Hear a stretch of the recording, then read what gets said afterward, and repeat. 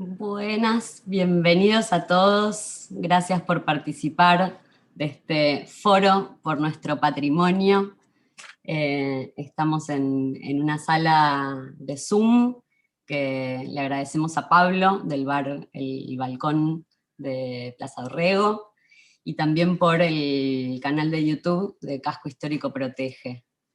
Les agradecemos a todos muchísimo la participación. Creemos que este foro es muy importante para dar visibilidad a la importancia del patrimonio de los porteños.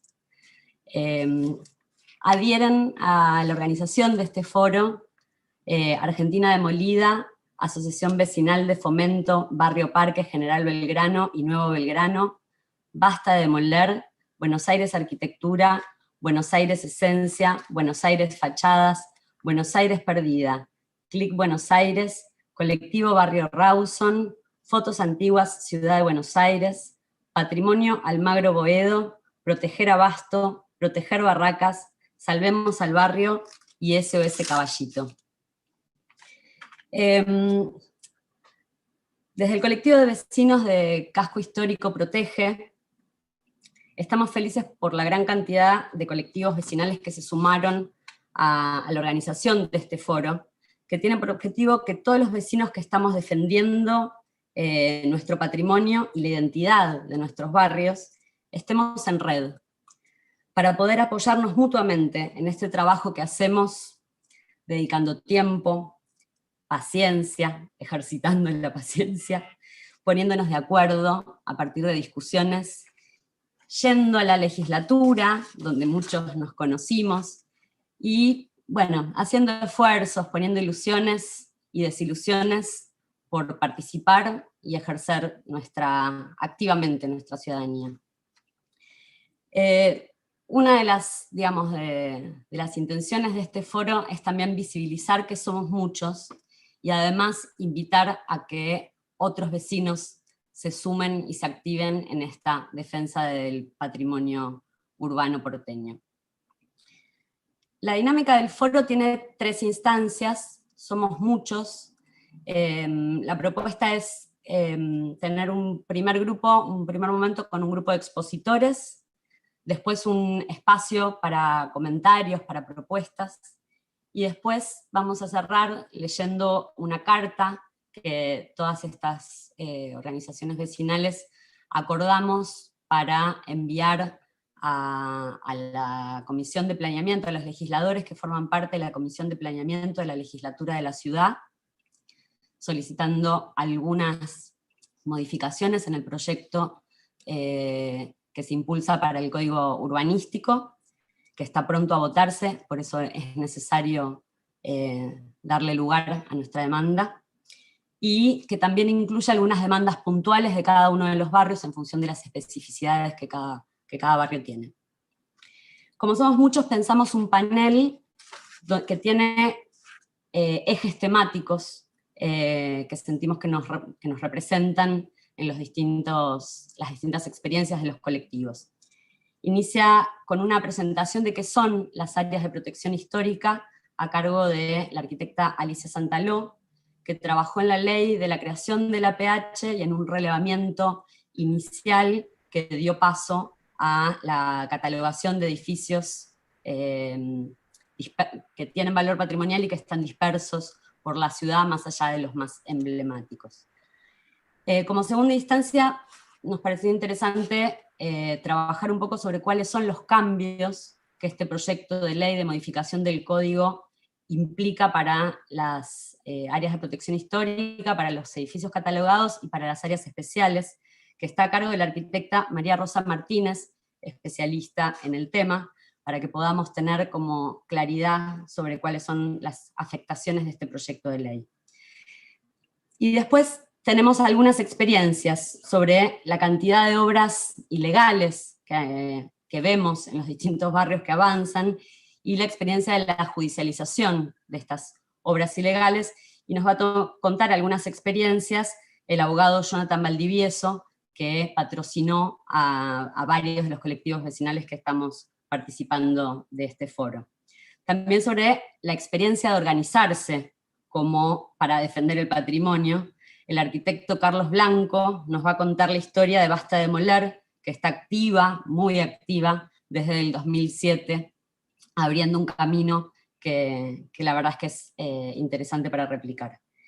Sobre la ampliación de las áreas de protección histórica, a partir del impulso de proyectos de ley presentado por vecinos, nos va a hablar Elizabeth Mosconi de Proteger Abasto, con una experiencia muy interesante para darnos esperanza de que nosotros también podemos pensar en no solo defender lo que está, sino ampliar los parámetros de protección actuales.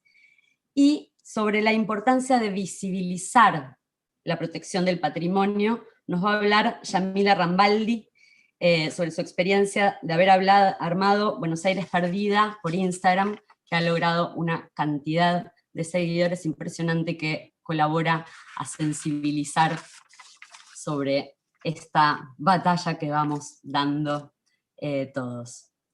Creemos que conocer las leyes vigentes y el sentido de cómo fueron concebidas, clarificar qué modificaciones se proponen es central, y conocer las experiencias de judicializar, de organizarse, el desafío de proponer, ampliar y de presentar proyectos de ley, empoderarnos, y de dar visibilidad al valor del patrimonio porteño, representa nuestra propuesta basada en argumentar sólidamente esta demanda vecinal y darle mayor fuerza y potencia. Sin más que esta presentación, vamos a dar inicio a esta primera parte con la arquitecta Alicia Santaló, que está por ahí. Hola, Alicia. Hola, Paloma. Buenas tardes a todos y todas. Yo voy a contarles mi participación en la creación del primer área de protección histórica, aclarando que todo lo que sucede es un proceso social y cada uno de nosotros somos una pieza de ese colectivo.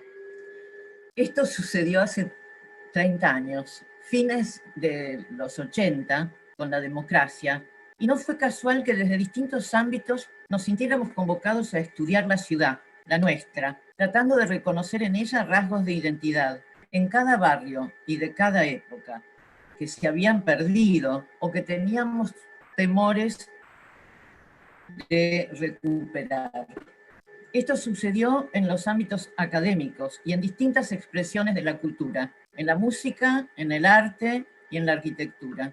Yo particularmente, desde la Facultad de Arquitectura y Urbanismo de la Universidad de Buenos Aires, como arquitecta investigadora, con 4 arquitectas, empezamos a hacer un inventario del patrimonio urbano de la ciudad, barrio por barrio, con el objetivo desde el primer momento de plantear una nueva mirada sobre el patrimonio a proteger.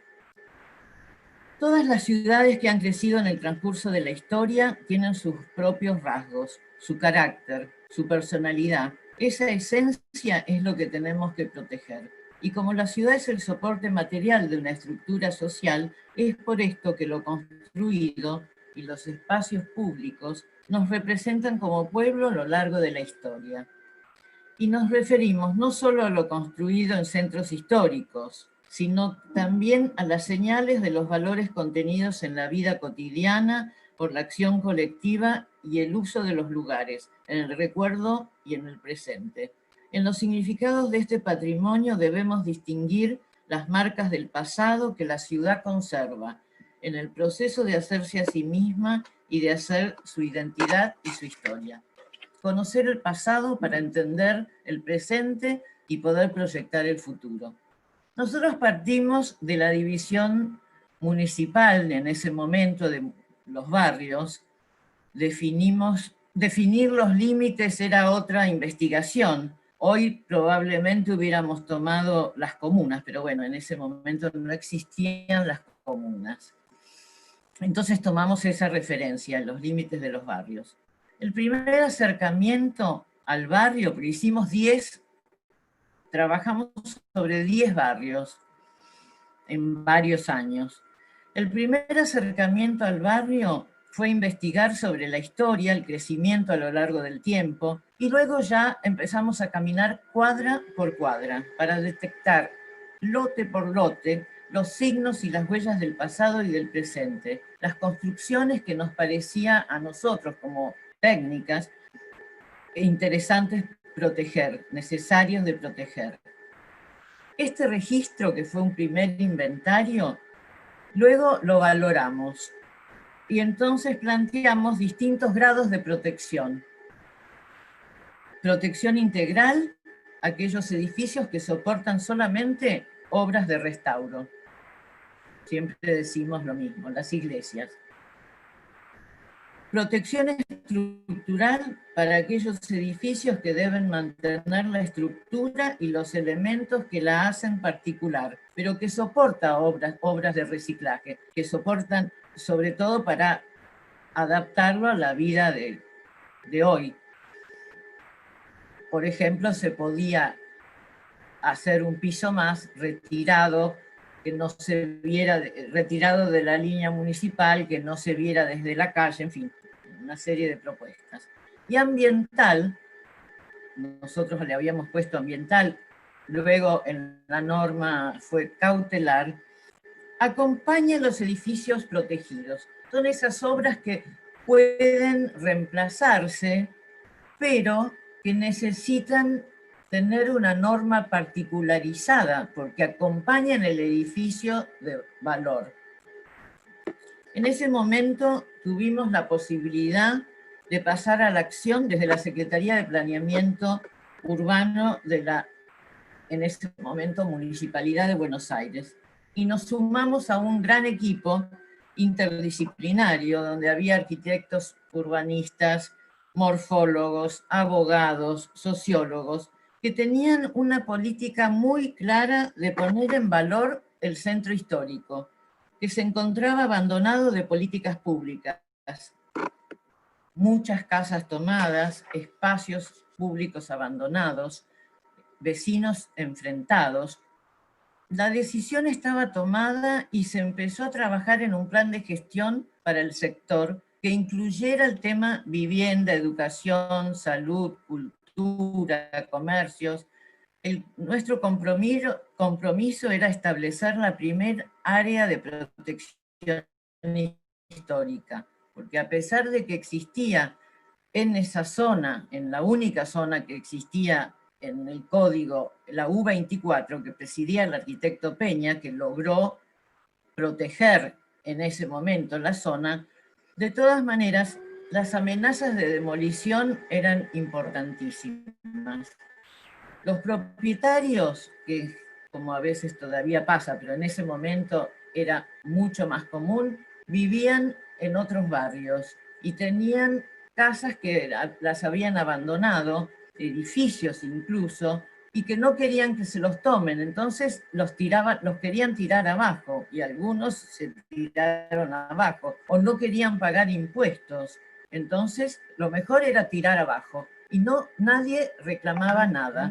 Yo no recuerdo, para darles un ejemplo de San Telmo, pero sí lo viví, el edificio importantísimo en Corrientes y Paseo Colón, que era un edificio de muchos metros cuadrados, antiguo, que se tiró abajo porque era de una familia y no quería pagar los impuestos. Y se tiró abajo y nadie dijo nada. Por lo menos desde el Estado no se dijo nada. Bueno, era fundamental para lograr esta norma la participación y básicamente para el programa general que se estaba pensando, la participación y opinión de los vecinos. Entonces se organizó el Congreso Abierto de San Telmo. Pero un par de meses salimos a recorrer el barrio, a tener reuniones con cada uno de los vecinos para detectar los problemas, las ausencias, los deseos y también los enfrentamientos entre vecinos, que los había y muchos. Nos reunimos con todos los sectores, los escuchábamos y nos escuchaban. Yo recuerdo haberme reunido con payarols y otros comerciantes y recuerdo haber ido a casas tomadas a conventillos y la angustia era tremenda porque era muchísimo más miseria que una villa miseria de ese momento. Bueno, hicimos ese trabajo con los vecinos durante 2 meses hasta que convocamos al Congreso Abierto de San Telmo. En el Congreso se organizó en una escuela pública con comisiones, tanto de vivienda, de educación, de comercio, de turismo, pero en todas incluíamos el tema de la protección del patrimonio.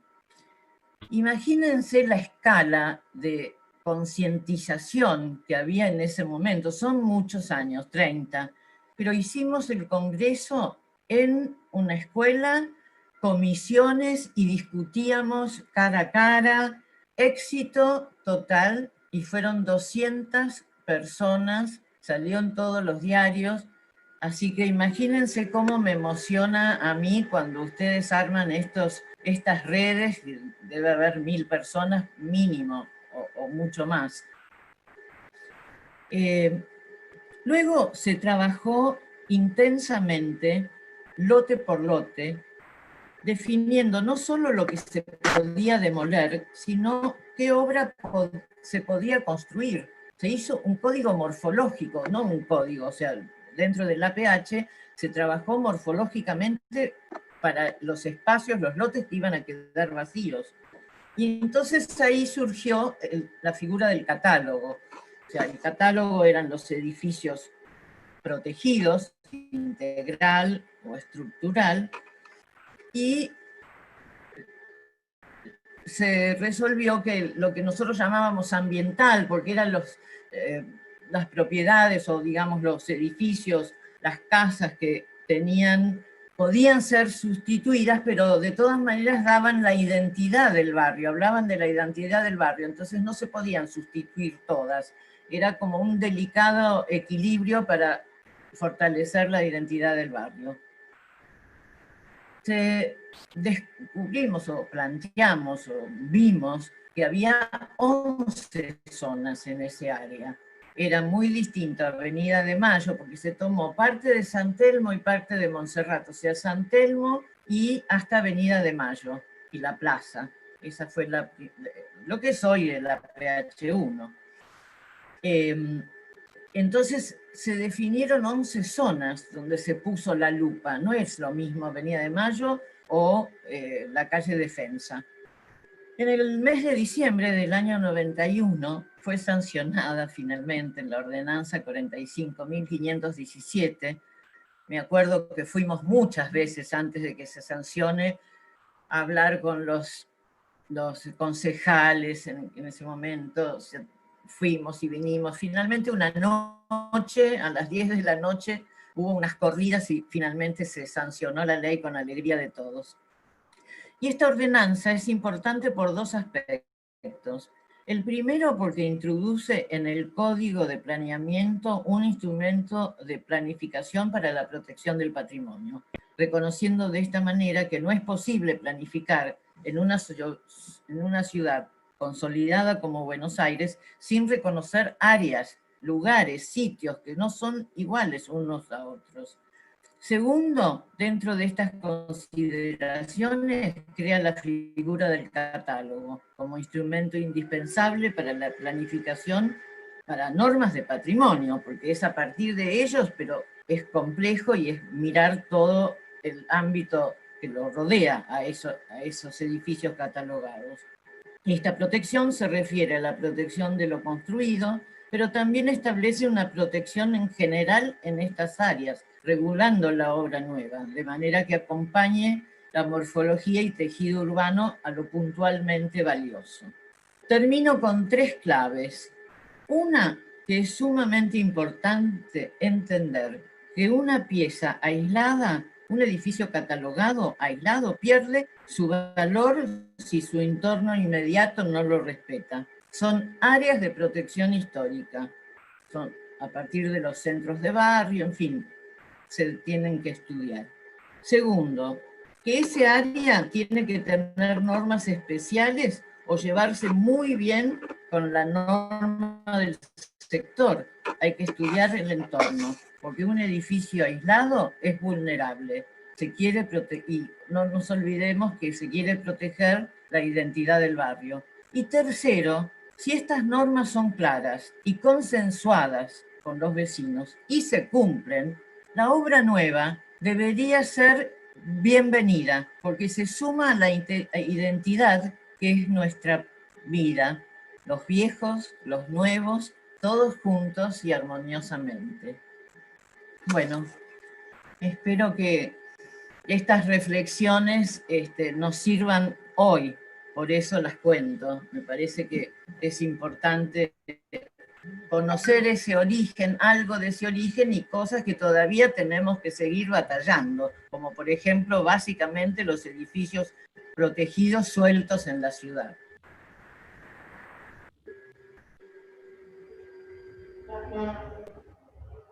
Muchísimas gracias, Alicia, clarísimo. Gracias, Alicia Santaló. Esa impronta integral que caracterizó el origen de las APH y algo de las áreas especiales que tiene también ese sentido. Le pedimos a María Rosa Martínez, si está por ahí. Estoy por acá. Acá estoy. ¿Estás por aquí? Somos re formales hoy. Ay, sí, totalmente. Hola. Hola. Bueno, primero la verdad que me encanta, Alicia, que hayas venido para contarnos un poco esa parte de la historia. Yo digo, decimos siempre que esta construcción es a lo largo del tiempo y de muchas personas, de mucha gente y de muchas historias. ¿No? Si uno se remonta a lo que es cuando la Comisión Nacional, estoy hablando de la prehistoria más o menos, empezó con las protecciones, el hecho que vos nombraste, esto de Peña, ¿no? que pudo sostener un soporte que después se pudo trabajar, porque si no, no hubiese quedado, o corría el riesgo de que no quedara nada. Todo el trabajo que hicieron ustedes, que fue, para mí, lo que se dice conceptualmente perfecto. Siempre digo lo mismo, para mí es una cosa que es una base fundamental para el trabajo, ¿no? De cómo uno debe hacerlo y de cómo realmente podés trabajar un sector urbano si tenés tan claro que vas cuadra por cuadra, ¿no? Que conocés perfectamente todo ese soporte. Y bueno, para mí fue maravilloso, yo la conocí a Silvia Fajre, que en ese momento estaba llevando adelante el programa San Telmo Montserrat, y me atrajo enormemente y fue bárbaro, ¿no? Porque llevar a trabajar, yo vivo en el barrio hace un montón, quería trabajar en el barrio y se dio esa posibilidad, lo cual me encantó. Y después me tocó en la vida hacerme cargo de la Dirección General de Casco Histórico, ¿no? Como una cosa realmente interesante, llevando adelante el plan de manejo. Coincido totalmente, que la normativa es una herramienta de un plan, no es el plan, es parte de llevar adelante eso con todo lo que ustedes lo enfocaron de entrada, como tenés que ver todo el aspecto social, cultural, económico, todos los aspectos, ¿sí? Son los programas los que vos podés llevar adelante. Así que me parece fundamental e importante ir contando estas historias, ¿no? Porque, pues sí, 30 años, yo digo, yo hace 20, y el otro hace 40, bueno, uno va pasando la posta en esto, pero lo que me parece re interesante, justamente hoy con el foro, toda la gente que está participando, de distintos colectivos, de distintas asociaciones, es toda la gente que está preocupada por el tema patrimonial, que realmente están haciendo algunas cosas que son desastrosas, ¿no? En ese sentido. Pero por otro lado, digo, hoy por hoy hay alrededor de 39 áreas de protección histórica, por lo cual eso es importante y a la gente que vive en esos barrios, en esos lugares, le resulta como muy, muy importante su defensa, ¿no? Y esto realmente es maravilloso. Así que bueno, yo voy a explicar un poco unos puntos que me parecen importantes de lo que son las modificaciones las modificaciones del código que se hizo en el año 2018, que se presentó, que en realidad hacen estas modificaciones fundamentalmente porque tiene ese código, tiene muchos errores, y algunos son horrores. Realmente hay gente que se ha trabado, profesionales, se ha trabado mucho el trabajo en las presentaciones porque no es claro para nada. Entonces lo lamentable es que dentro de ese paquete que tendrían que hacer arreglos de lo que estaba mal, empezaron a profundizar más cosas que ya habían hecho algo en las áreas de protección histórica, ¿no? Bueno, vamos a ver, yo voy a compartir un Power. Y voy a agregar algunas cosas, porque como voy a repetir algo de las protecciones que estuviste hablando, bueno, serán las imágenes para que vean un poco, porque ellos plantean también las modificaciones a las áreas. A ver, voy a compartir.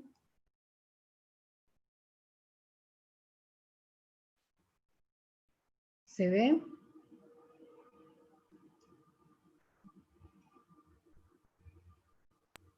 Sí se ve, María Rosa. Ahí está, se ve ampliado, ¿no? Bueno, correcto. Genial, genial. Bueno, un poco lo que le decía era que de lo que son las modificaciones al código, una de las que me parece fundamentales es el tratamiento específico que hacen de las cautelares, ¿no? Esta que hablabas vos de la protección cautelar. Y para mí distorsiona el sentido dado a la protección, que como bien dijiste, es lo que tiene que ver con lo que son piezas de conjunto, ¿no? Que hacen a las características del barrio. Después, los otros dos puntos, enrase y englobamiento de parcelas, ambos es una bomba, ¿no? Porque es el aumento sistemático de las alturas, permitiendo la mayor constructividad, pero que en realidad, sumado al englobamiento, desdibuja totalmente lo que es el área de protección histórica, y además va desdibujando y cambiando la identidad de lo que son estos edificios protegidos y lo que es el área, porque va tomando diferentes cuestiones en relación al área. Y este punto que puse 4, que es discrecionalidad, es porque en estas modificaciones de lo que uno puede ir leyendo, todo el tiempo es para ver cómo el órgano de aplicación o la autoridad competente o lo que fuere termina definiendo qué se hace o qué no se hace. Y en algún caso el Poder Ejecutivo, que dejé la lámina, aunque hoy me enteré, porque me comentó Jonathan, que bueno, que en la que están haciendo ahora con la propuesta ya retiraron este tipo de cosas. Bueno, vamos a empezar con lo que son, esto es lo que se hablaba, de lo que es la protección de toda el área. Yo me voy a referir especialmente a los que son los edificios, por el tema de la legislatura, ¿no? Del código. Y entonces, acá están los 3 niveles que se planteaban: integral, estructural, acá está la protección ambiental y lo que es la protección general. En los edificios, estos, como se hablaba, no, me fui. Porque se me corrió, perdón, se me corrió algo más. No te puedo creer. Bueno, se corrió para eso. Ahora después tengo todo, se me desordenó. Bueno, espérenme un segundito. Bueno, no importa. Les voy a mostrar lo que es el área, no importa. Empiezo por acá. Acá está identificado lo que es con los edificios protegidos, ¿no? Tanto toda la Avenida de Mayo como es el área de San Telmo y Montserrat. Y acá abajo es el área de ampliación o amortiguación de la PH1. Acá vemos los que son más oscuros, son los edificios estos emblemáticos, integrales, los que están en color naranja, los estructurales, los que hay que mantener toda la tipología y la estructura de esos edificios, y los más claros son los estructurales, que como verán son la mayoría, y que hace a estas características, y representan la característica del barrio. Y acá les voy a mostrar esto, que lo agregué recién, que es algo que me comentó también Jonathan, que para el tema del enrasamiento, pieza de ajuste, como se llama, como al final la denominaron, no es para toda el área de la PH1. Y en las otras, no lo tengo a mano, pero bueno, son algunas APH que están completas y en otras APH toman algunas zonas para las piezas de ajuste. En el caso nuestro, de lo que es el APH1, la pieza de ajuste va para el eje Avenida de Mayo, ya voy diciendo que me parece terrible, lo que es el Hipólito Yrigoyen y Rivadavia.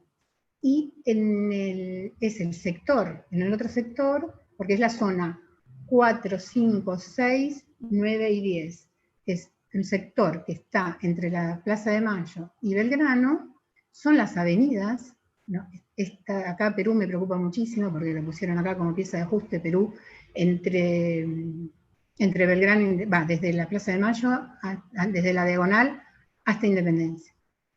Y bueno, todas las avenidas, y bueno, acá también lo que es San Juan, ¿verdad? Y también Caseros y parte de Patricios. Esos serían los que involucra estas piezas de ajustes o enrazamiento que se han dado. Bueno, esto es lo que tenía al principio, son los edificios de protección integral, que es, como ya lo comenté, ya voy pasando, pero les muestro fotos de estos edificios, que son en general institucionales, son edificios emblemáticos de iglesias, como verán acá, la Catedral, el Banco Nación, el Congreso y el Museo Histórico, por ejemplo, son algunos de los ejemplos de protección integral. Después venía el nivel estructural, que fundamentalmente hay que preservar su tipología, quiere decir que cuando uno entra al edificio, en base a la restauración que se haya hecho, uno debe reconocer el edificio. Yo siempre pongo, por ejemplo, el ejemplo del mercado de abasto, ¿no? Que uno tiene la cáscara, pero está en otro lado, no está en ese lugar. Bueno, eso no es para nada estructural. Y acá tenemos algunos ejemplos del estructural, ¿no? El Museo de Arte Moderno, el Palacio Municipal, la Casa de la Moneda, son edificios que tienen ese nivel estructural, que tiene que ver con todo ese catálogo que se hizo en ese momento que contaba Alicia. Y tenemos este nivel, el cautelar, que es el que realmente preocupa porque lo están atacando muchísimo en ese sentido de los permisos, las cuestiones que les van a permitir realizar, son los edificios que, como verán, son edificios típicos, bueno, típicos de San Telmo, pero típicos de la ciudad, ¿no? Son edificios con estas características, acá los vemos en forma individual, pero acá es donde mostramos lo que es su valor del conjunto. Todas estas piezas son valiosas en su conjunto. Si uno cambia estas piezas, irrumpe de una manera tremenda en lo que es el paisaje urbano y lo que es las características del barrio.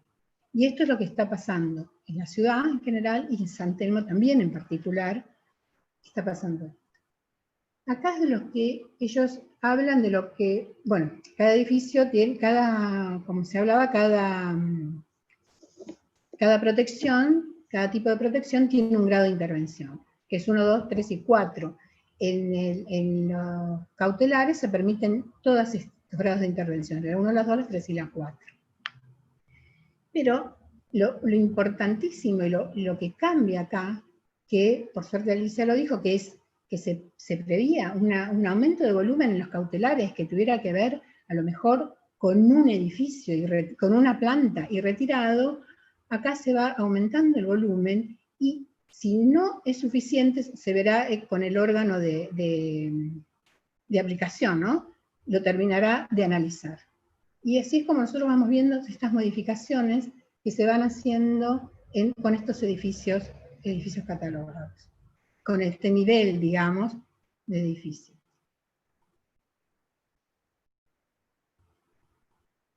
Bueno, acá vemos lo que habla, acá se lee perfectamente cómo se puede trabajar y qué es lo que están permitiendo para para lo que son la protección cautelar. Acá está la relación, ¿no? Dice la línea oficial mínima, ¿no? La relación que tiene que ver con la altura y el ancho de la calle, entonces que ya estamos de otros niveles de alturas y de volumetrías que se van modificando sistemáticamente. Está en los edificios para las APH, esto es lo que se plantea como pieza de ajuste. Este es el edificio protegido, cautelar. Y esto es lo que se permite construir al lado de eso. Entonces, lo que nosotros estuvimos analizando es que si esto se da sistemáticamente, te cambian toda la volumetría de una cuadra. Entonces acá, si vos te acercás, tienes que retirarte en este sector 3 metros, y retirarte para el fondo 4 metros, y ahí podés edificar la altura total. Hoy también esto está para los edificios ahora integrales y estructurales, según lo que recibí justo hoy, lo de la normativa de cómo la están terminando de armar, y entonces para ellos mantenés lo que es el largo del edificio cautelar, pero con este retiro de 3 metros, y después le permiten esa altura. Entonces vamos a ir viendo de cómo eso se va cambiando y va configurando otra relación. Esto lo muestro que habla de lo que son edificios cuando vos tenés diferentes alturas, que esto es importante porque a nosotros nos ha pasado con ¿no? edificios como por ejemplo el Astor, ¿no? que después lo contará Jonathan. Tenemos diferentes alturas. Entonces, si de este sector tenemos una altura mayor que de esta calle, el giro, que antes se llamaba rivolta, el giro de eso, lo que está permitido, mantener la misma altura hasta el mismo ancho de calle que tengas. Esta vez tiene la misma dimensión. Y este sector lo tienen que dejar libre de 3 metros, que tiene que tener la misma altura que tiene el edificio que tiene al lado. Esto, si bien está planteado acá, ya existía, ya estaba en la normativa, y estaba en la normativa anterior a la de 18, no sé, la repiten. Entonces a veces me da desconfianza, digo, ¿dónde estará la trampa acá? Que me da como sospecha. Esto es lo que estábamos hablando que puede llegar a producir cuando vos tenés un edificio catalogado y posibilidades de ir ampliando y distintas alturas en sus laterales. Esto ya está, y ya tenemos la consecuencia de lo que está sucediendo, esto ya está en el código. Entonces, te permiten esto y generás esta pantalla, donde detrás de esto puedes construir estas alturas. Entonces va conformando, lo que decíamos, va desdibujando y cambiando lo que es la característica y lo rico que tiene, porque una de las cosas ricas que tiene nuestra arquitectura en general en nuestra ciudad es la diversidad y las cosas que de diferentes estilos, de diferentes alturas, que lo hacen muy rico, lo hacen muy interesante y agradable al recorrido, esto dicho por muchísimas personas. Esto es en general, ¿no? Esto lo muestro en general porque como está en general para toda la ciudad, no me cabe la menor duda que se va a ir replicando y van a ir avanzando con las distintas áreas. Esto es, cuando uno tiene un lote, que acá son como 3 lotes, así dibujados, al ancho menor a 26 metros, y que coinciden sus alturas, aunque esta de acá sea la altura permitida, les permiten enrazar hasta los 2 edificios que tienen a su lado. Esto es cuando tienen la misma altura. ¿Sí? Esto es cuando el lote es más de 26 metros. Cuando el lote es más de 26 metros, le permiten al que está, digamos, enrazarlos y con un ancho de 8 metros, de ambos lados, ¿no? ¿Sí? Entonces, de este lote de 26 tienen los 16 para mayor altura y el otro tiene que respetar la altura de la zona. Acá es cuando el edificio que se hace tiene diferentes alturas a ambos lados. Entonces, hay como diferentes situaciones y casos. En este caso, acá respeta la altura que dice la zonificación del área, y en este sector le permiten emparejarse con la altura que tiene el edificio a su derecha. ¿Me escuchan bien? Sí, me parece muy bien. Acá es cuando, digamos, porque la anterior era con una gran diferencia de altura, y acá, bueno, son alternativas que se van armando para estos edificios que emparejan de un lado y emparejan del otro. Así se va a ir armando esta conformación en toda la ciudad. Sí, acá tenemos otra forma, con distintas alturas. Acá un poco repito lo que dije antes de la calle, ¿no? De cuando tienen distintas alturas, cuando es la construcción de edificios con distintas alturas, y cómo uno gira con la altura que le corresponde a la calle de menor altura. Lo volví a poner por el tema de, bueno, ellos lo repiten, yo lo puse porque me parecía interesante por el tema de varios edificios que nos pasó acá en Casco Histórico. Bueno, esto lo había dejado, porque esto figuraba, acá que dice que el Poder Ejecutivo podrá autorizar flexibilizaciones en las disposiciones de este código, de edificación, de habilitaciones y verificaciones, que era impresionante, porque esto es ilegal, porque la legislatura es la que determina, y ahí esto se hace ley, y después de todo eso figuraba, pero ahora me avisaron que ya lo sacaron, cosa que me alegra muchísimo, porque por lo menos algo se va mejorando en ese sentido. Bueno, esto es lo que ya, salvo este edificio, que es proyecto, esto ya está, estos están en el casco histórico, los edificios ya están. Entonces, yo digo, ¿uno preserva el patrimonio de esta manera? Para mí no, esto es otra cosa, pasa a ser otra cosa. Esto es una vergüenza. Esto puede ser un poquito más sutil, pero de cualquier manera modifican y cambian lo que es el valor de ese edificio, ¿no? Y lo degeneran. Para mí es un Frankenstein, realmente horrible, es espantoso. Y esto es lo que proponemos que no suceda. Acá es una simulación dentro de una calle del casco histórico, y esto es lo que podría ir pasando, ¿no?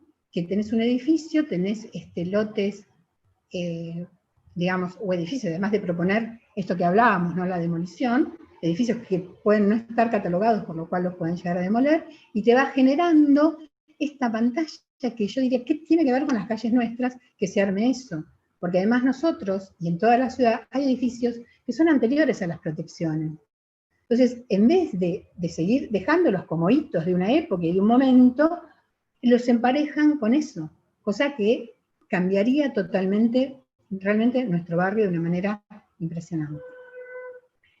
Acá me quería referir un poquito a los usos, porque ellos están planteando, en realidad lo tuvieron que hacer porque tenían un problema con el cuadro de usos impresionante de acuerdo a las áreas que habían armado. Fue impresionante, ¿no? Lugares de depósito donde no se podía hacer más depósito, lugares de estacionamiento, algo tremendo que generaba un conflicto bárbaro, por lo cual tuvieron que tocar y en forma minuciosa lo que es el cuadro de usos.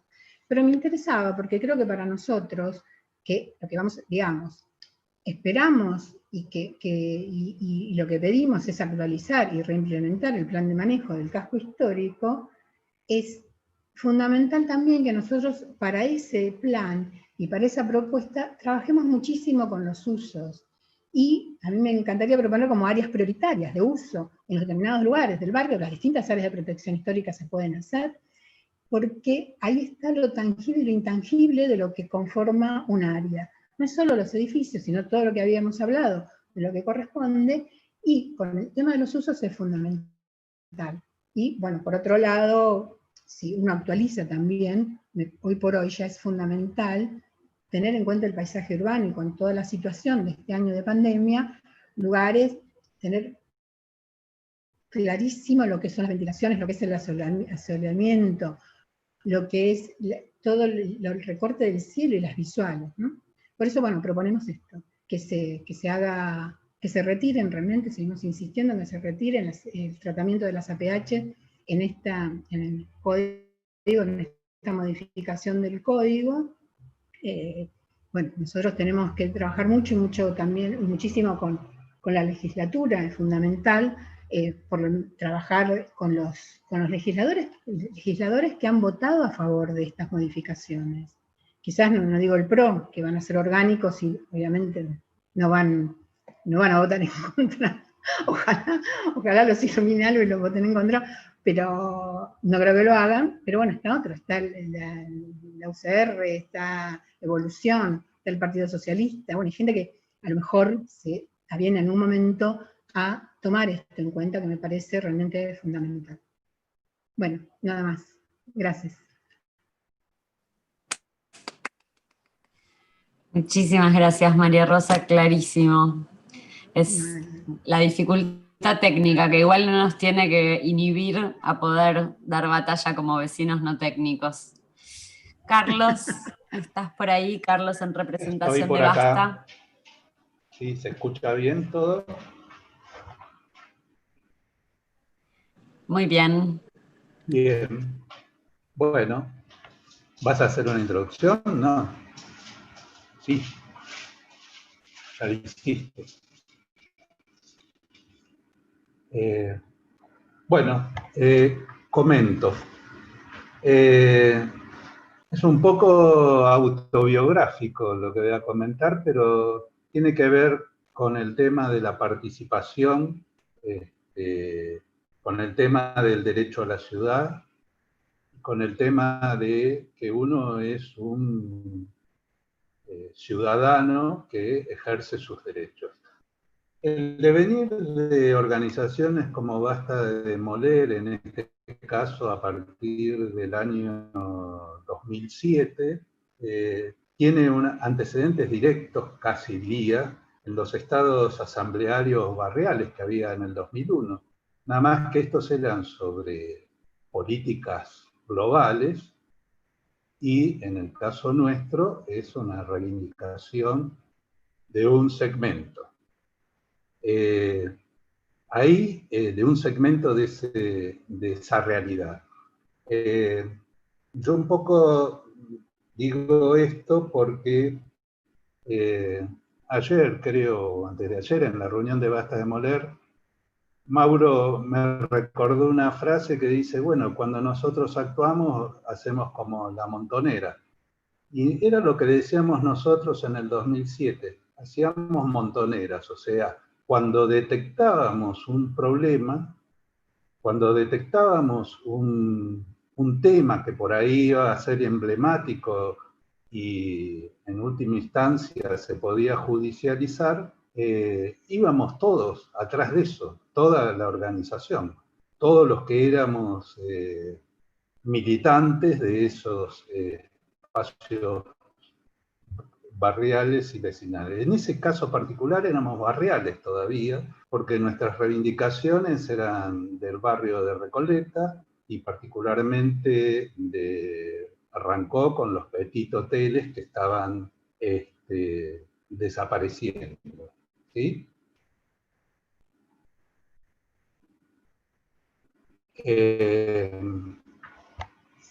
Bueno,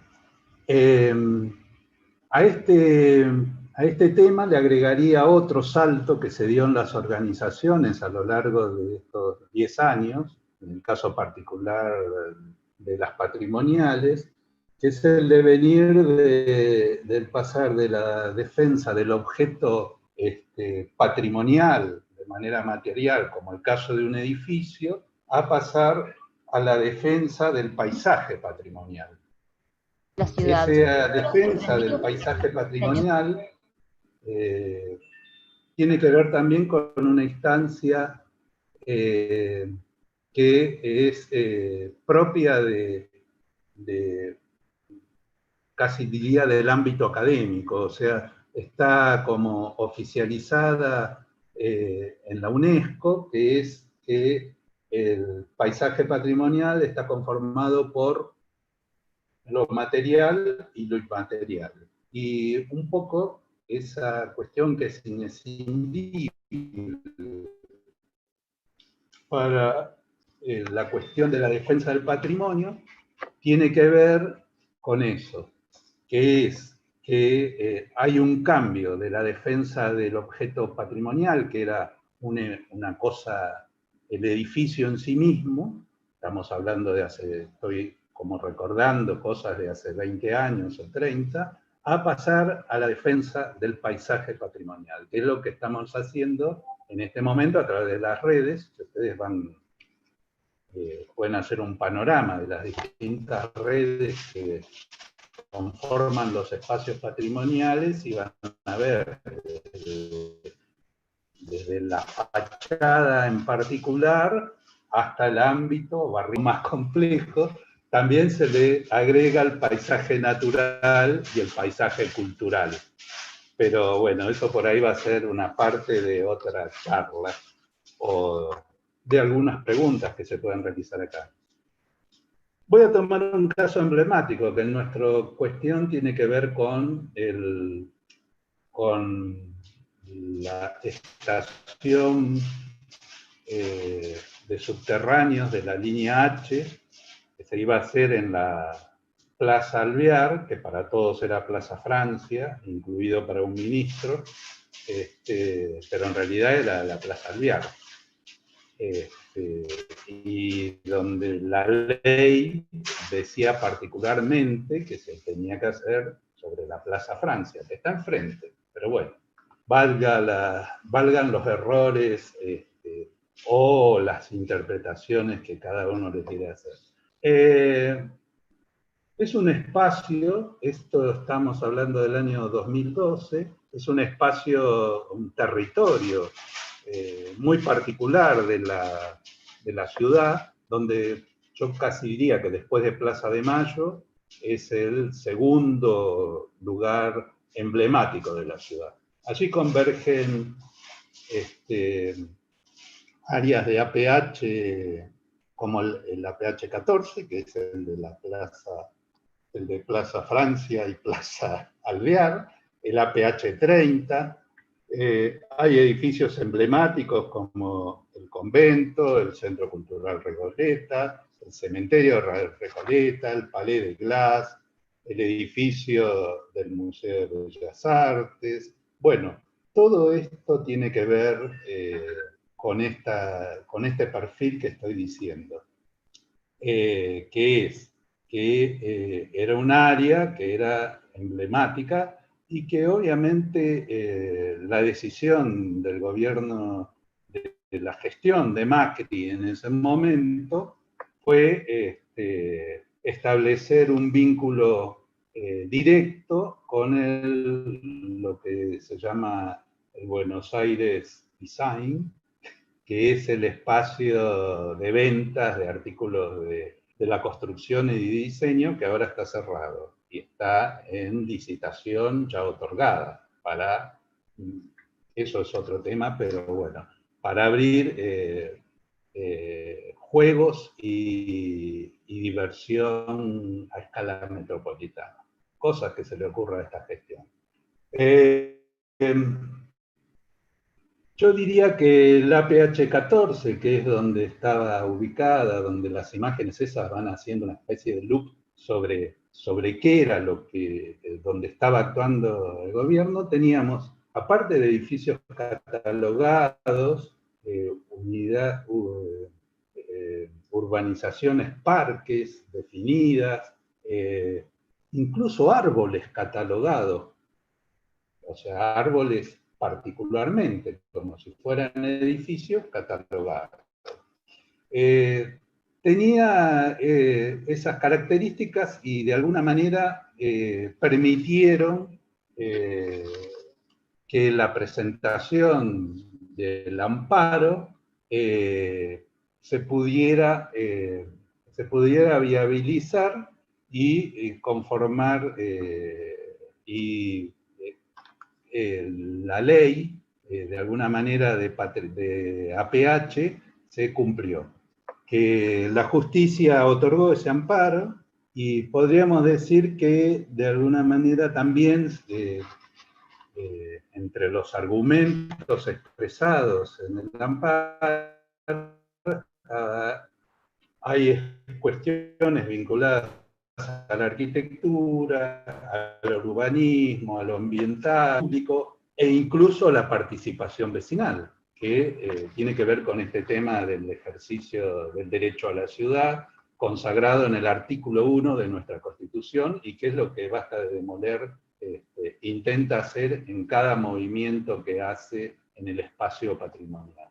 Debo reconocer que, bueno, una vez otorgado el amparo, hubo un proceso de restitución, o sea, la justicia ordenó al gobierno de la ciudad a volver a dejar las barrancas tal como las habían encontrado antes de destruirlas ellos. Y después hay un jalón final, que es el proyecto de ley del nuevo trazado de la línea H del subterráneo, de la cual también Basta de Demoler participó a su manera. Recuerdo reuniones con metrodelegados, con el sindicato del subterráneo, y con un caso particular, y justo coincide con el tema del fallecimiento de Pino Solana, que Proyecto Sur en ese momento tenía un diputado en la ciudad que se llama Rafael Gentili, y que fue él el que canalizó, él y todo un equipo que tenía Proyecto Sur, de esas cosas que se dan a veces en los bloques políticos, un equipo de asesores muy importante con respecto al tema subterráneo. Y no solo subterráneos, sino todo lo que fuera transporte público. Eso significó generar una ley que a fines del 2014, diciembre del 2014, creó la Estación Facultad de Derecho, que es la actual la estación hoy terminal de la línea H. El proyecto sigue en su trazado, pasa por debajo del barrio Padre Mujica y termina en Retiro. Esa era otra discusión, pero también acá podemos ampliar. Hay una memoria de Proyecto Sur que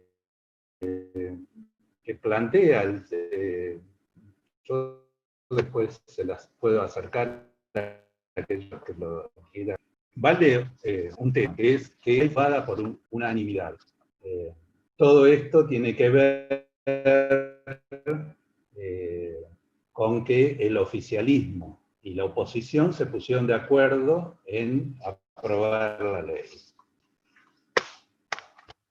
Y para terminar, que es a 4 meses de la restauración de la plaza y la barranca como tal,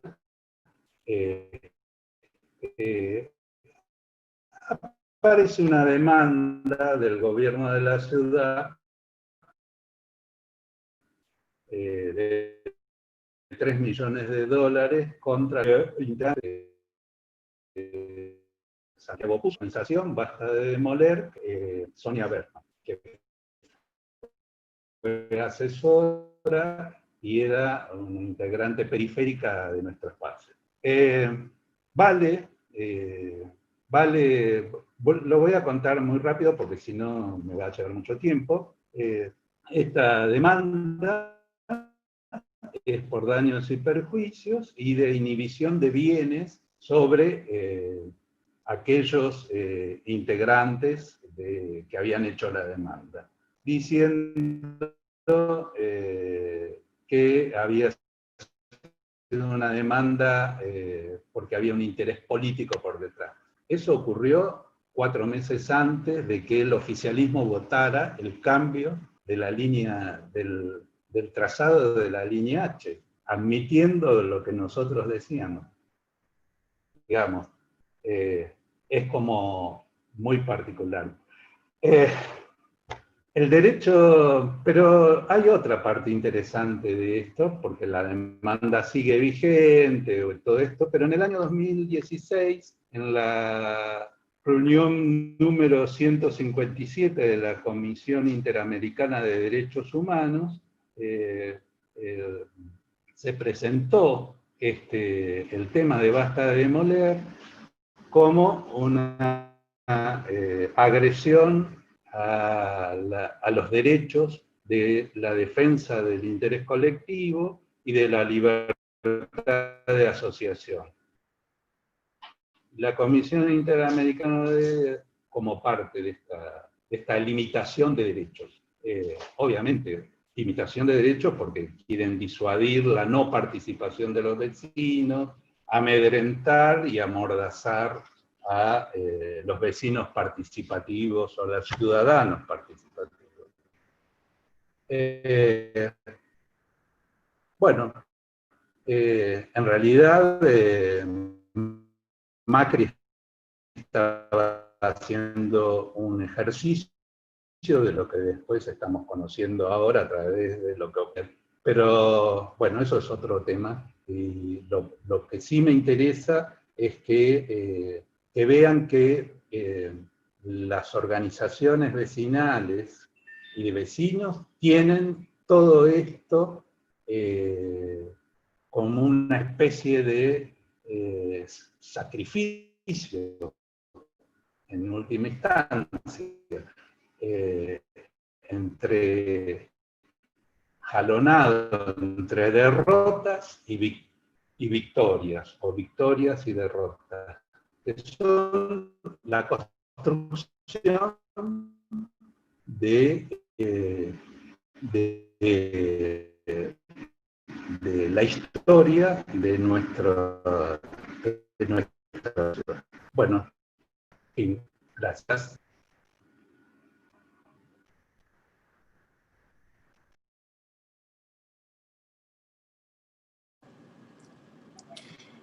Muchísimas gracias, Carlos. La verdad es que, nada, un ejemplo, muchísimos años de dar las discusiones. Tenemos un pequeño, bueno, y con algunos triunfos, ¿no? Que eso es importante también destacar, que vale la pena dar la batalla.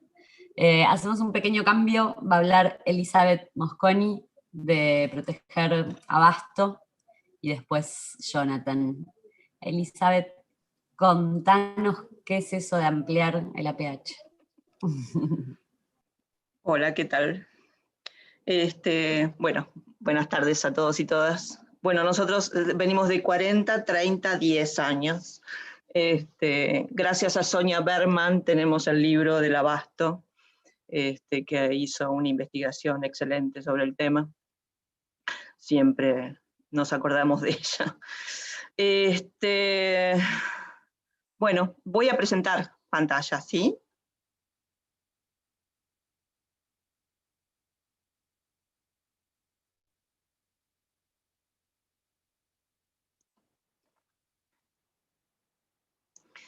Bueno, bueno, yo soy Elizabeth Mosconi, de Proteger Abasto, y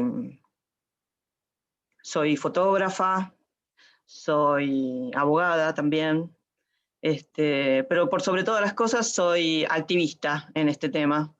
Vivo en el Abasto, en una casona de 1900. Me enamoré de mi casa, de la casona, del Abasto en general.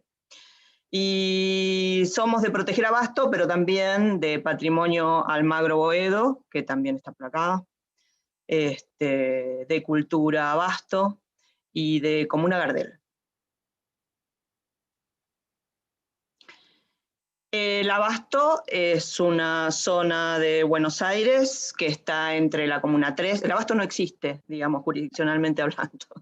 Es una zona de Buenos Aires, que es lo que está alrededor del mercado de Abasto. Es Comuna 3 y Comuna 5, Valvanera y San Cristóbal, y Almagro.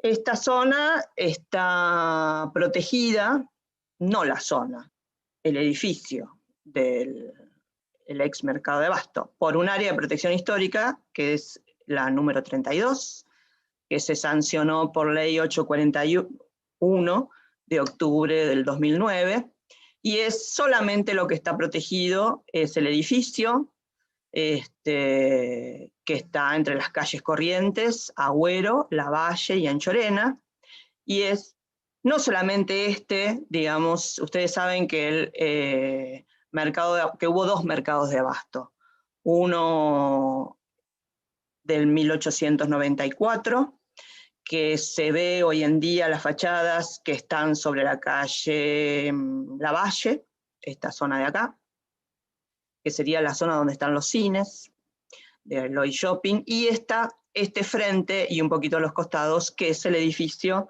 de 1934, inaugurado en el 34. O sea que solo lo que está protegido es el edificio y las veredas. En esta ley, efectivamente habla de este mercado como un hito urbano de escala monumental y un exponente de la arquitectura utilitaria, y hace referencia al entorno inmediato que fue históricamente evolucionando en consonancia con este edificio, pero no protege el entorno, protege el edificio con una protección estructural. Como dijo María Rosa, efectivamente, uno ve el edificio, entra al edificio y no tiene nada que ver con lo que ve por afuera. Como dije antes, este entorno, que en realidad hace referencia porque le va a dar una catalogación estructural, y esto fue hecho en el 2009, o sea, cuando ya estaba el shopping, no está protegido el entorno del mercado. Sí están protegidas las aceras, que dice que se reemplazarán, bueno, por baldosas. Dice que se mantendrán los empedrados de las calzadas, no se han mantenido, efectivamente la ley lo dice, no se mantuvo eso. Se prohíbe la colocación de marquesinas, también la ley es bastante detallista de acuerdo a los anuncios temporarios de las fachadas, que dice que solamente se pueden anunciar actividades culturales y o fechas significativas, debo decir, vivo a una cuadra, esto tampoco se cumple. Es muy específico respecto a la iluminación, señalización y sonido del lugar, que las columnas de alumbrado tengan solamente sus fines específicos, que si se pinta se tenga que ver con tonos uniformes armonizados con el conjunto. Respecto a la iluminación también habla de una unidad de composición cromática y también de la iluminación nocturna de las fachadas y del interior de los locales, que no debe ser agresiva y que tenga que tener una adecuada integración con el área de emplazamiento. Pero como dije, también dice esta ley que debe conservarse la plaza. Ustedes saben que entre el nuevo mercado y el viejo mercado existe la plaza que se llama la Plaza del Solsal, que es una plaza techada.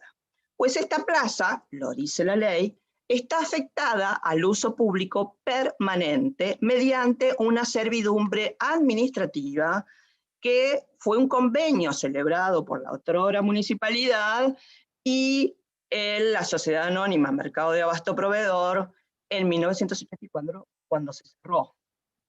Y está ratificado con una ordenanza que nunca encontramos. Ustedes saben que la servidumbre administrativa es un derecho real en favor de la administración pública. Esto es, y cuyo objeto es que sirva al uso público, o sea que todos podemos usar de esa plaza. Se protegen también los elementos componentes de la estructura y fachadas originales del mercado, del viejo y del nuevo mercado. Pero como dije, y esta es la razón la razón fundamental de la existencia de Proteger Abasto, el entorno inmediato, toda la zona que está alrededor del mercado de Abasto y que tiene mucho que ver con la vida del mercado y que tuvo y que tiene, no fue protegida. Esto es lo que no está protegido hoy en día. Ni esto, ni esto, ni esto, tampoco esto, tampoco esto.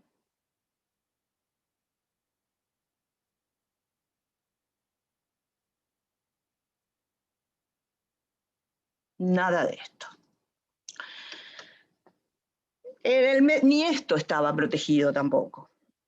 Esta es una casa típica del Abasto. Es una casa que descubrimos que estaba en venta y de gallo 555 y 557. Es típica del Abasto porque arriba tiene vivienda y abajo tiene locales y también tiene sótanos muy grandes. ¿Por qué? Porque arriba vivían los dueños de los puestos del mercado y abajo tenían siempre locales, en general minoristas, porque el mercado en principio fue mayorista.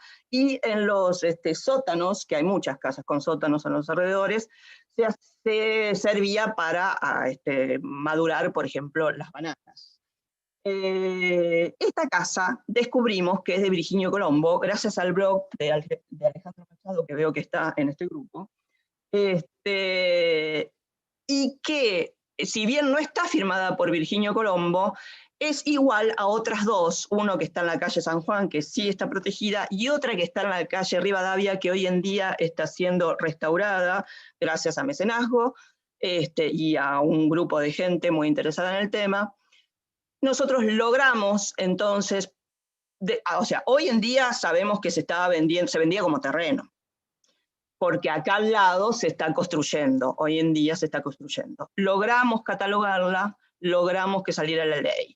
Hoy esta casa existe, está en este estado perfecto, no solamente existe, sino que acá abajo hay un bar muy concurrido, al que les recomiendo ir, que se llama Colombo. Y sabemos que conocen la historia de la casa, que conocen la historia de Proteger Abasto, y a veces, cuando nosotros hacemos actividades, también se han sumado con nosotros. Claro, en el Abasto suceden estas cosas, como en toda la ciudad de Buenos Aires, lamentablemente. Esta es esta casa, ¿no? También suceden estas cosas. En este tiempo, acá ya hay un edificio.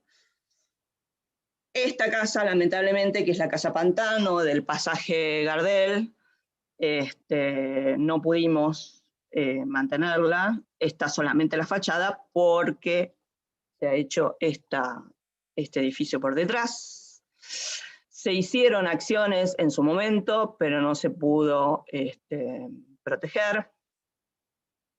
Y hoy, actualmente, si pasan por la calle Billinghurst y la avenida Corrientes, está pasando esto.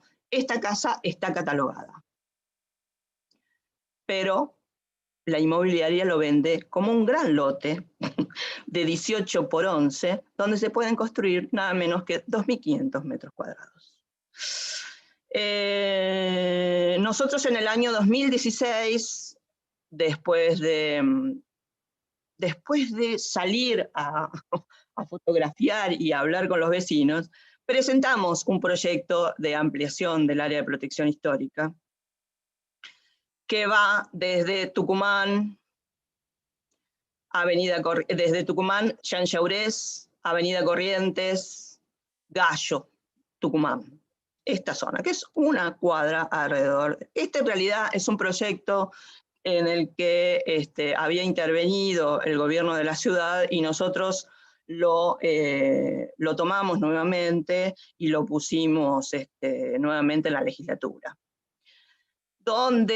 Pero hablamos de otra cosa, donde se habla del mercado de abasto y su entorno, otra vez nuevamente, pero ya se está hablando de un conjunto urbano significativo de la ciudad y de una unidad de significados, ¿no?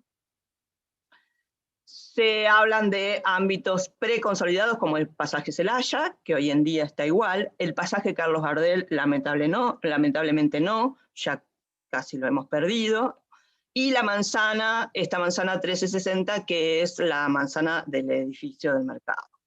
También en este proyecto se hablaba de normas generales de composición de las fachadas en cuanto al estilo, linealidad, vacíos, materiales, y se hablaba de 3 zonas, una zona 1, residencial, con un máximo de 10 metros, una zona 2, en la zona 1 en realidad esta era lo que estaba alrededor de Celaya, del pasaje Celaya. La zona 2, que es la mayoría de esta superficie, con una densidad media y posibilidad de construir hasta 13 metros, y zona 3, hasta 27, que es la zona que está alrededor de la avenida Corrientes.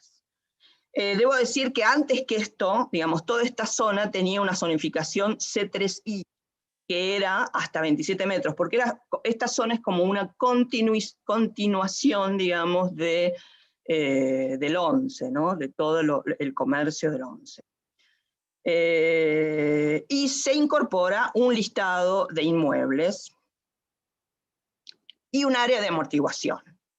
El área de amortiguación es esto verde, que va de Lavalle, Ecuador, Corrientes, y del otro lado Lavalle, Guardia Vieja y Billinghurst, y también por Corrientes. Con una densidad media y que se podía construir hasta 13 metros. Y 55 inmuebles catalogados.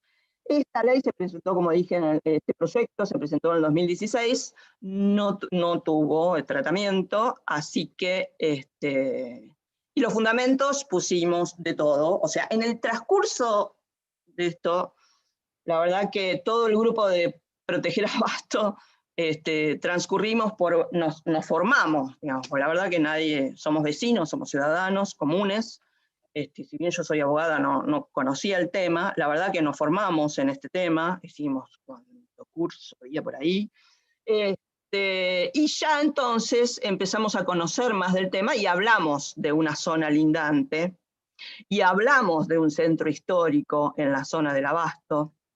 También hablamos de paisaje cultural urbano, de rasgos históricos, simbólicos y ambientales. Efectivamente, estos conceptos, como dijo Carlos, están en resoluciones de la UNESCO, de ICOMOS y de la UNESCO en sí misma como recomendaciones acerca de la conservación de estos, y en el plan urbano ambiental, que ahora se está modificando, donde también hay conceptos que usamos para valorizar y para ampliar esta área. Donde habla de que se tienen que proteger efectivamente los sectores urbanos de gran calidad arquitectónica y patrimonial, y la consolidación de nuevas centralidades, esta sería una, junto con el refuerzo de las identidades barriales. Bueno, nada de eso se ha conseguido. Como dije, esto se presentó en el 2016, no tuvimos suerte, lo presentamos de nuevo en el 2018, con la misma superficie, pero esta vez con 92 inmuebles para catalogar, porque fuimos más los que recorrimos el Abasto, porque fuimos más y mayormente interesados en proteger toda esta zona. Bien, esto, digamos, que hacemos desde el Abasto, no es posible hacerlo si no fuera por el acompañamiento y por las actividades culturales y sociales que hemos estado haciendo durante todo este tiempo.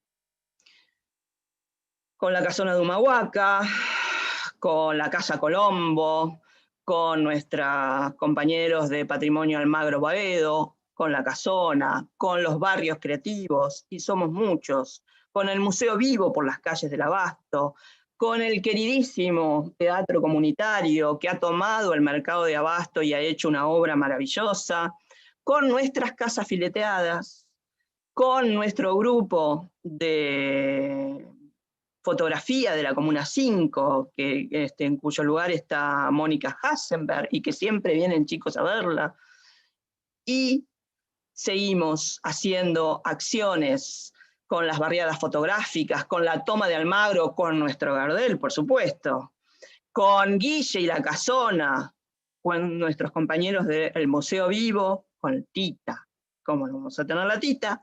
Participamos también del Día Nacional de los Monumentos, donde, como ven, hay mucha gente interesada en conocer la historia que no se cuenta, y hay gente que nos sigue pidiendo las barriadas fotográficas.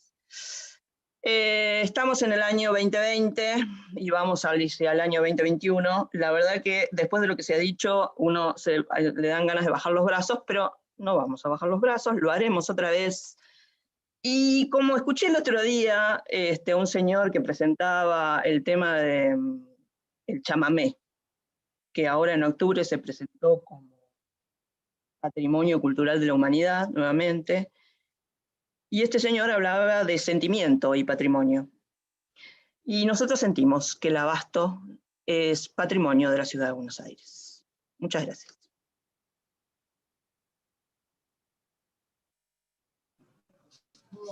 Buenísimo, Elizabeth, este grupo que tiene una fuerza para tomar la calle. La verdad es que sería súper interesante que todos los colectivos cuenten sus experiencias, porque Salvemos al Barrio hacía directamente sus reuniones en la calle como un mismo acto de difundir. También organizaciones históricas como la Asociación Vecinos de Fomento de Barrio Parque, Belgrano y Nuevo Belgrano, tienen un montón de años de defender.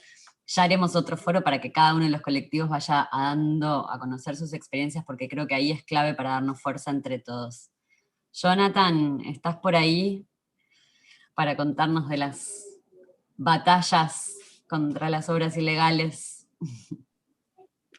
Hola, ¿cómo están? Gracias, Paloma, estoy acá, sí. Gracias por la paciencia que estamos. Esta virtualidad permite comprometerse en varias reuniones a la vez. Buenas tardes a todos y todas. Gracias, muchísimas gracias a Casco Histórico Protege por organizar este evento y esta articulación, ¿no?, de este foro tan necesario en este contexto de de prácticamente un interés y una política de gobierno de avanzar y destruir los APH, destruir la diversidad cultural de la ciudad de Buenos Aires. Creo que hay como dos ejes que uno podría marcar en lo que viene siendo la política, ¿no? Que no solamente es la cuestión de esta mirada internacional de uniformar las ciudades, sino que en las áreas de protección histórica se puede hacer negocio fácil, porque se compra tierra o inmuebles baratos, justamente porque tienen ciertas restricciones urbanísticas, y luego se consiguen las excepciones o las modificaciones normativas que generan un incremento de valor del suelo muy abultado, ¿no? Ese es el negocio y por eso se aspira tanto a avanzar con las APHs y sus inmuebles. Y esto nos genera otro fenómeno, que es la privatización también, no solamente de la tierra como vemos en la ciudad, sino la privatización normativa. Las normas, cuando se discuten en la legislatura, tienen históricamente una mirada, o deberían tener una mirada de interés general, de bien común, pero esta normativa que viene explicada María Rosa, sus influencias, de dónde venimos, qué estamos discutiendo con respecto a los APH, prácticamente son normativas orientadas no al bien común, sino a los intereses de privados, intereses de empresas, intereses para seguir estimulando la especulación inmobiliaria, ¿no? Así que también tenemos que empezar a hablar de una privatización normativa.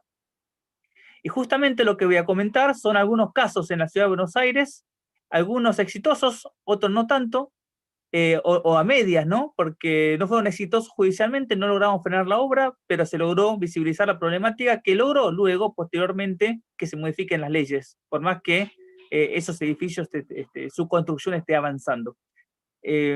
Así que bueno, comentaré justamente cómo se desarrolla esta privatización normativa a través de la legislatura o a través de excepciones ilegales en la ciudad con unos ejemplos, y compartiré pantalla para que sean un tanto más visuales.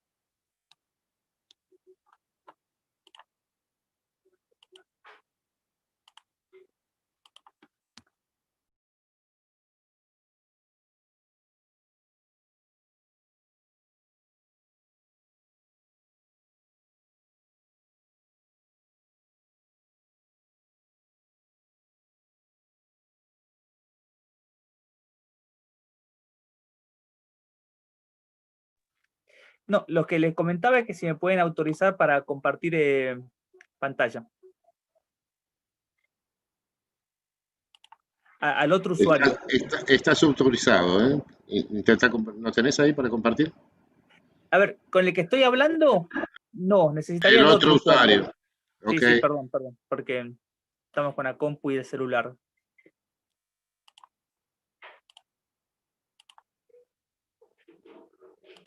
Listo. Ahí está. Muchísimas gracias.